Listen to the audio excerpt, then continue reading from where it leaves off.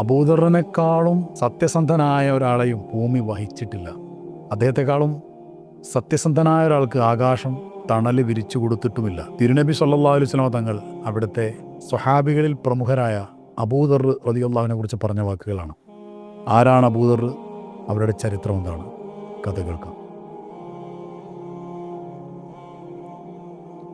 പുറം ലോകത്തു നിന്ന് മക്കയിലേക്ക് ആളുകൾ യാത്ര ചെയ്തു വരുന്ന വഴിയിലുള്ള ഒരു താഴ്വരയാണ് വദ്ദാൻ എന്ന് പറയുന്നത്. അവിടെ താമസിച്ചിരുന്ന ആളുകളായിരുന്നു ഗിഫാർ ഗോത്രത്തിൽപ്പെട്ട ആളുകൾ. മക്കയിൽ നിന്നുള്ള ആളുകൾ ഷാമിലേക്കും ഷാമിൽ നിന്ന് തിരിച്ചും അറേബ്യൻ യാത്രാ സംഘങ്ങൾ അതുവഴി കടന്നു പോകുമ്പോൾ അവർ കൊടുക്കുന്ന തുച്ഛമായ വിഭവങ്ങൾ, ആ വിഭവങ്ങളെ കൊണ്ടായിരുന്നു ഇവരുടെ ജീവിതമൊക്കെ കഴിഞ്ഞു കൂടിയിരുന്നത്. അങ്ങനെ ആ യാത്രാ സംഘങ്ങൾ പോകുമ്പോൾ അവരൊന്നും കൊടുക്കാതെ വന്നാൽ അവരെ തടയുകയും അവരിൽ നിന്ന് ബലാത്കാരമായി പിടിച്ചു വാങ്ങുകയും ചെയ്യുക അവരുടെ ഒരു പതിവുമായിരുന്നു. അബൂദർ എന്ന പേരിൽ അറിയപ്പെട്ട ജുന്ദുബ്നു ജുനാദ എന്നവർ ഈ ഗോത്രത്തിൽപ്പെട്ട ഒരാളായിരുന്നു. നിശ്ചയദാർഢ്യവും കുർമ്മ ബുദ്ധിയും ദീർഘവീക്ഷണവുമെല്ലാം അബൂദറിന്റെ പ്രത്യേകതകളായിരുന്നു.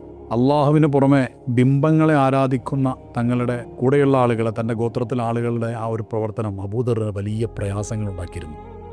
അതിനോട് ഒട്ടും താല്പര്യമുള്ള ആളായിരുന്നില്ല അബൂദർ.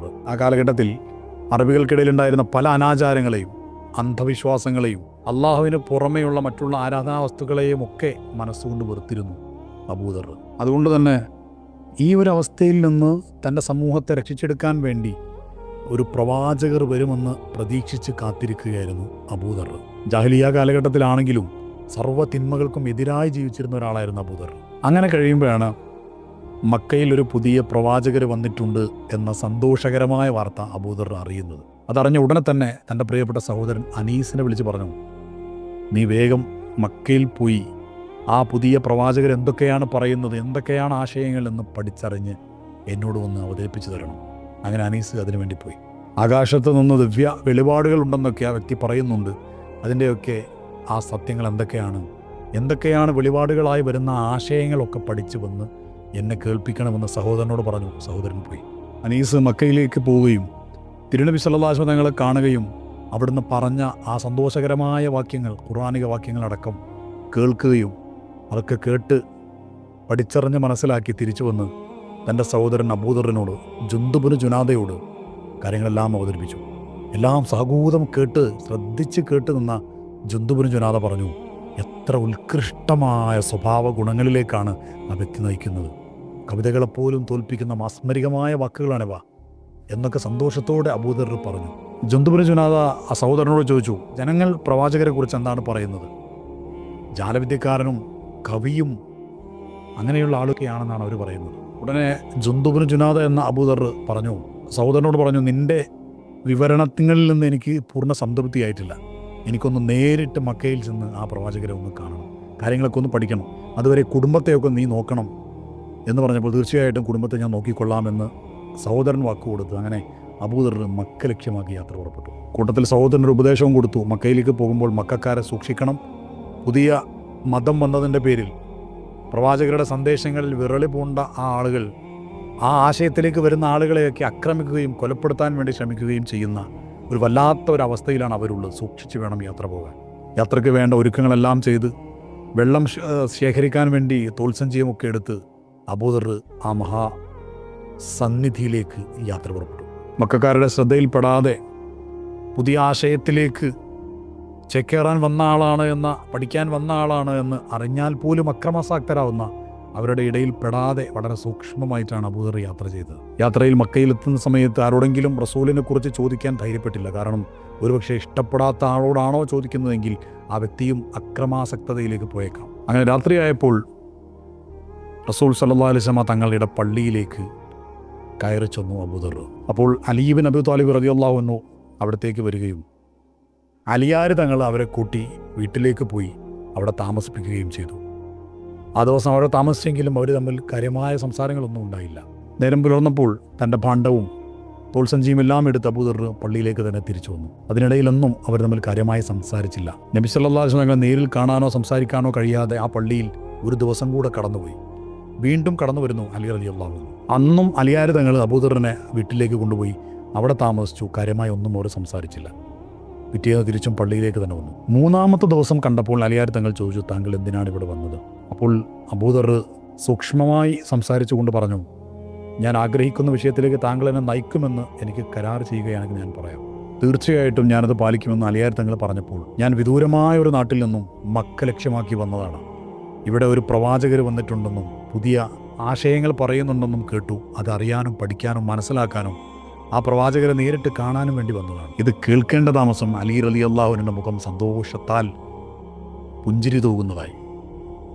മഹാനവറുകൾ പറഞ്ഞു, തീർച്ചയായിട്ടും അതെ, അത് അള്ളാഹുവിൻ്റെ പ്രവാചകർ തന്നെയാണ്. ഞാൻ താങ്കളെ നാളെ അവിടേക്ക് കൊണ്ടുപോകാം. നമ്മൾ ഒന്നിച്ച് യാത്ര ചെയ്യുന്നില്ല. ഞാൻ അല്പം മുമ്പിലായി നടക്കും. ഞാൻ മുമ്പിലായി തുടർച്ചയായി നടക്കുകയാണെങ്കിൽ താങ്കൾ അല്പം പുറകിലായി എന്നെ പിന്തുടരുക. നമ്മൾ തമ്മിൽ അറിയാത്തതുപോലെ ശത്രുക്കൾ എല്ലായിടത്തും ഉണ്ട്.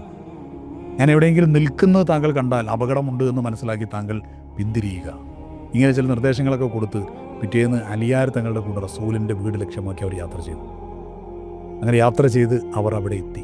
തിരുനബി സ്വല്ലല്ലാഹു അലൈഹി വസല്ലം തങ്ങളെ ഒന്ന് നേരിട്ട് കാണാനും അവിടുത്തെ ആ സുന്ദരമായ ആ സത്യസാക്ഷ്യത്തിൻ്റെ വാക്യങ്ങൾ നേരിട്ടറിയാനും അള്ളാഹുവിൻ്റെ ദിവ്യ വെളിപാടുകൾ ഒന്ന് ആ വാക്കിലൂടെ ആ നാവിൽ നിന്ന് വരുന്നത് ആ തിരുശബ്ദത്തിൽ നിന്നൊന്ന് കേട്ട് സന്തോഷിക്കാനും വെമ്പൽ കൊള്ളുകയാണ് അബൂദർ. അത്ഭുതത്തോടെയും ആശ്ചര്യത്തോടെയും എക്സൈറ്റഡ് ആയിരിക്കുന്ന മാനസികാവസ്ഥയിലും അബൂദർ പതുക്കെ ഹബീബിൻ്റെ അടുത്തേക്ക് ചെന്നു. അവിടെ എത്തി അബൂദർ പറഞ്ഞു, അസ്സലാമു അലൈക്കും. ഓ തിരുനബി സല്ലല്ലാഹു അലൈഹി വസല്ലമ തങ്ങളെ, അങ്ങേക്ക് സമാധാനം, അങ്ങേക്ക് സന്തോഷം എന്ന് പറഞ്ഞു. അള്ളാഹുവിൻ്റെ സമാധാനം താങ്കൾക്കും ഉണ്ടാകട്ടെ എന്ന് തിരുനബി സ്വല്ലല്ലാഹു അലൈഹി വസല്ലം പ്രതികരിച്ചു. ഒരുപക്ഷെ ചരിത്രത്തിൽ ആദ്യമായി ആ ഒരു അഭിസംബോധനാവാക്യം സലാം ഉരുവിട്ടത് അബൂദർ തങ്ങളായിരിക്കണം. പിന്നീട് അത് പ്രചരിക്കുകയാണ് ഉണ്ടായത്. അബൂദറിനെ ഇസ്ലാമിലേക്ക് ക്ഷണിച്ചുകൊണ്ടും എന്താണ് ഇസ്ലാമിൻ്റെ ആശയമെന്ന് പറഞ്ഞുകൊണ്ടും ആയത്തുകൾ ഓതിക്കൊണ്ടും തിരുനബി സ്വല്ലല്ലാഹു അലൈഹി വസല്ലം മനോഹരമായി സംസാരിച്ചു. ആ സംസാരം കേൾക്കേണ്ട താമസം അബൂദർ ഉടനെ കത്തിരുന്ന ആ സുന്ദരമായ ആ ഒരു ആശയത്തിലേക്ക് ഞാൻ എത്തിയിരിക്കുന്നു. വളരെ സന്തോഷത്തോടെ ഇസ്ലാമിലേക്ക് വന്നു. അഷ്ഹദു അല്ലാ ഇലാഹ ഇല്ലല്ലാഹ് വഅഷ്ഹദു അന്നക റസൂലുള്ളാഹ്. ശേഷം തൻ്റെ പ്രധാനപ്പെട്ട ആ സംഭവങ്ങളൊക്കെ അബൂദർ റളിയല്ലാഹു അൻഹു വിശദീകരിക്കുന്നുണ്ട്. അങ്ങനെ കുറച്ചു കാലം കൂടെ ഞാൻ മക്കയിൽ തന്നെ തങ്ങി. റസൂലുള്ളാഹി സ്വല്ലല്ലാഹു അലൈഹി വസല്ലം അടുത്ത് ദീൻ എന്താണെന്ന് പഠിച്ചു, നേരിട്ടറിഞ്ഞ് മനസ്സിലാക്കി. ഖുർആൻ ഹബീബിൻ്റെ അടുത്ത് നേരിട്ട് ഞാൻ ധാരാളം പഠിച്ചു. ശേഷം തിരുനബി സ്വല്ലല്ലാഹു അലൈഹി വസല്ലം അബൂദറിനോട് പറഞ്ഞു, താങ്കൾ ഇസ്ലാം സ്വീകരിച്ചവരെ മക്കയിൽ ആരോടും പറയരുത്, അവർ താങ്കളെ കൊന്നുകളഞ്ഞേക്കാം. അബൂദർ റസൂലിനോട് പറഞ്ഞു, റബ്ബാണേ സത്യം, ഇസ്ലാമിൻ്റെ സത്യസാക്ഷ്യവാക്യം മസ്ജിദുൽ ഹറാമിൻ്റെ അടുത്ത് പോയി ഉറക്കെ പറഞ്ഞിട്ടല്ലാതെ ഈ അബൂദർ മക്ക വിട്ട് പോകില്ല. അത്രമാത്രം ആവേശഭരിതമായിരുന്നു ആ ആശയം.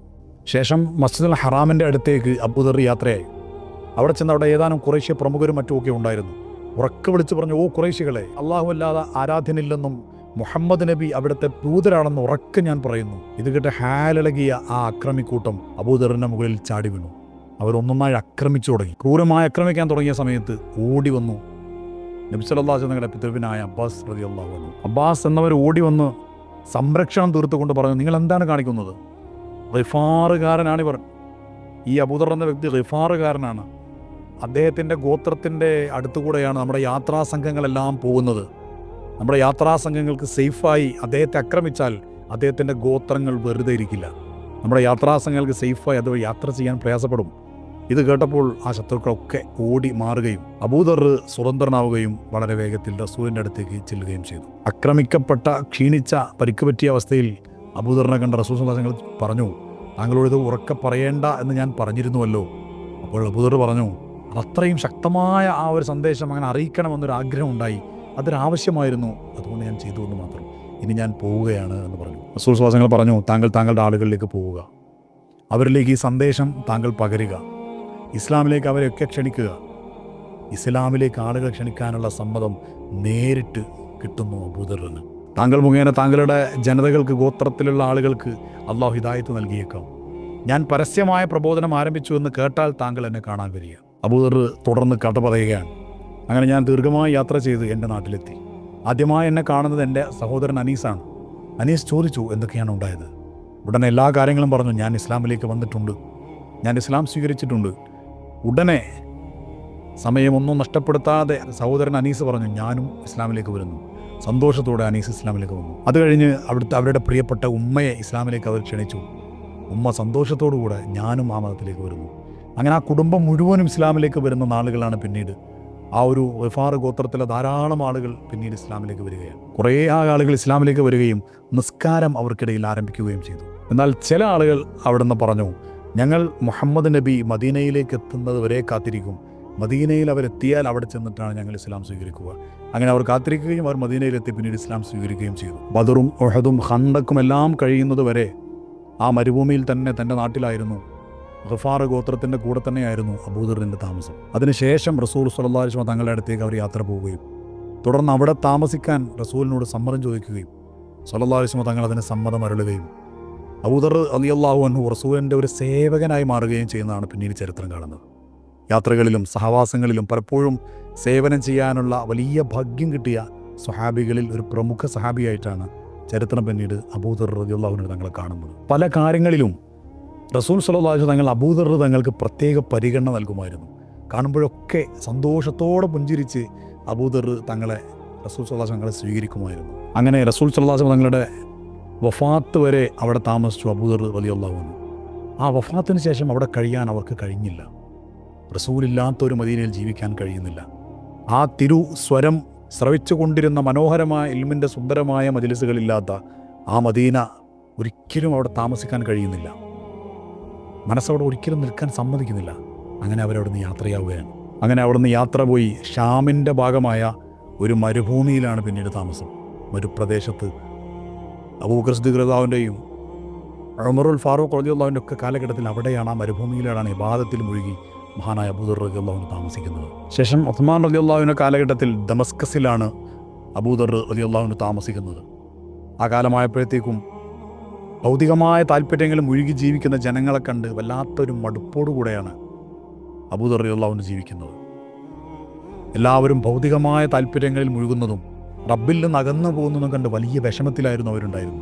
ആര് റബ്ബിൽ നിന്ന് അകന്നു പോകുന്നത് കണ്ടാലും ശക്തമായി എതിർക്കുമായിരുന്നു, അതിശക്തമായ ഭാഷയിൽ പ്രതികരിക്കുമായിരുന്നു, മുഖം നോക്കാതെ കാര്യങ്ങൾ പറയുമായിരുന്നു അബൂദർ റളിയല്ലാഹു അൻഹു. ഇത് പലരെയും ശത്രുക്കൾ ആക്കി അബൂദറിന് മുമ്പിൽ കൊണ്ടുവരാൻ കാരണമായി. എല്ലാവർക്കും ആ ശൈലി ഇഷ്ടപ്പെട്ടില്ല. തുടർന്ന് ഉസ്മാൻ റളിയല്ലാഹു അൻഹുവിൻ്റെ നിർദ്ദേശപ്രകാരം അബൂദർ റളിയല്ലാഹു അൻഹു മദീനയിലേക്ക് വന്നു. മദീനയിലേക്ക് വിളിപ്പിച്ചപ്പോൾ അവർ മദീനയിലേക്ക് യാത്ര ചെന്നു. മദീനയിലേക്ക് ചെന്നപ്പോൾ അവിടെയും റസൂലിൻ്റെ കാലഘട്ടത്തിൽ ഉണ്ടായിരുന്ന സൂക്ഷ്മതയിൽ നിന്ന് പലരും അകന്നു പോകുന്നത് കണ്ടപ്പോൾ അബൂദറിൻ്റെ മനസ്സിന് വലിയ മടുപ്പുണ്ടാക്കി. കാരണം അത്രമാത്രം സൂക്ഷ്മതയിൽ റസൂൽ സ്വല്ലല്ലാഹു അലൈഹി വസല്ലം കാണിച്ചു തന്ന മാതൃക അത്രമാത്രം പിന്തുടർന്നവരായിരുന്നു അബൂദർ ഗഫാരി റളിയല്ലാഹു അൻഹു.